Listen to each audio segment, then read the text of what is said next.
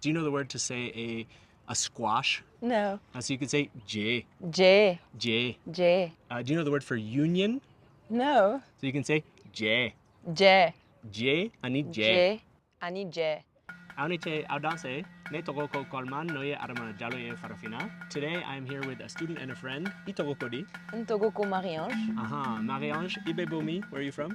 I'm from Ivory Coast, but I live in England. Okay, and what are you doing in England? I'm a PhD student in education. But I think that your research is in Côte d'Ivoire. Yes, my research is in Abidjan, Okay. and I look at education for out-of-school adults. Okay, and that's one of the reasons that you're interested in learning Jula? Yeah, absolutely. Because Okay. I work in a market, so a lot of people speak Jula and Bambara there. Okay, cool. So, because Marie-Ange is visiting here in Paris, I thought it would be cool if we did a little mini series about sounds, in particular some of the difficult or tricky letters and sounds that I know that lots of people run into. I know that Marie-Ange is already really good at a few of them, but we're gonna put her to the test and see if she has any tips for any of you. Ausona, are you ready?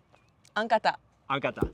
Aiwa. So in this first video in the mini series about pronunciations and tricky sounds, I thought that we could dive into the distinction between two letters that trip up a lot of people, and those are the normal looking E and then open E, right? So the open E, some people think it looks kind of like a backwards 3. You know what I'm talking about? Yeah. Okay, so those two sounds, which you might want to say, if we were to say them quickly, is A and A, is the first one, the normal looking E, is called closed E, and the other one is called open E. So, Marie-Ange, do you feel like you master these words? Do you know any words that you are with one and then with the other? Yeah, so A, we have... Which A was that? The normal E. Okay, yeah? The normal E. I think che?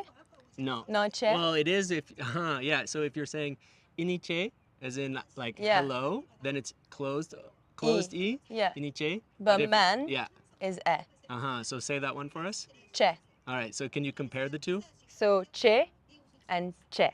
So Iniche and then che. Yeah, so we would say iniche and not iniche, right? So iniche, not iniche. Yeah. So one other tip that I have for some people, and you tell me if this makes sense to you, is that at least for American English speakers, you can think of the open E, so the one that looks like a 3, as a little bit like in red. So when we say the word red, your mouth opens like that.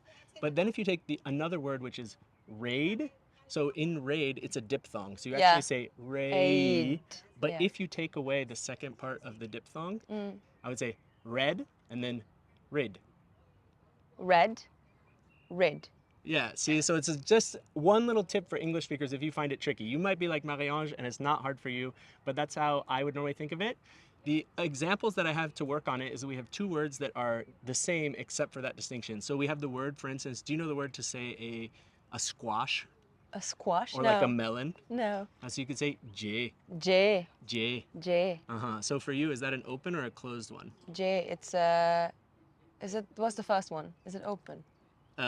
Closed is the normal looking Okay, E. closed. So it's the normal one. Yes, so the normal is in the American or English one, J, right? J. And there is a tone on there, so the tone, we're going to ignore that for the purpose of this video. You can kind of hear my voice going up and down, but ignore that and just think about what's the vowel quality, how open is my mouth. So you're going to say J, but then we also, so say it one time for me.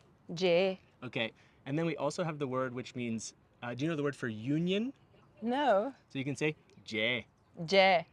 So we have J, I need J. J, I need J. How long is the sound? So the reason you're hearing longer in those specific examples is because of the tone. Yeah. So it's because it's low to high, you go J, and it gets stretched. But that's not what we're focused on in this video. We really just want to think, if I listen just to the vowel, we have J, I need J. J, I need J. Aiwa. So any questions for you, or I feel like this one is way too easy for you? Yeah, this one's fine for me. But also because I speak French, so A is like French A, comme, je sais pas moi, une éprouvette. And then A is just I think in the French example, many French speakers find it helpful if you think of like the end of a word like manger, but then you also have a word like le lait, right? Yeah, so le lait. So actually, Southern French speakers, right, would say le lait, but then you also say le lait, right? So le lait, le lait. So if you can make that distinction, if you're a French speaker or if you know the French accent, then that's kind of the sound we have. English speakers, it's tougher for you. So if you need help, just watch this video over and over again and try to pronounce it. Any other tips or ideas? Yeah, I feel like for American or English or Anglophone speakers, you know when people sing, so they'll say, if the sentence is, if you love me, sometimes they say, if you love me, because If you you love know me. for the musicality. So Ah. if you love me, so you can Ah. use that for e If you as well. love me. Yeah, Yeah, because you yeah. won't say e because you want it to rhyme with other sounds or whatever. So you Oh. tweak it to say Okay. me. Yeah, yeah, yeah. Okay, so it's a little bit. If you love me. Yeah. If you love me. Yeah. Okay, yeah. So think of those kind of tips. Listen to music. So we hope that this video was helpful for you. Stick around if you need help with other sounds. There's going to be other videos in this mini series. If you like this video, think about giving us a thumbs up, and you can leave a comment down below if you have questions or if you just want to tell us that you liked the video.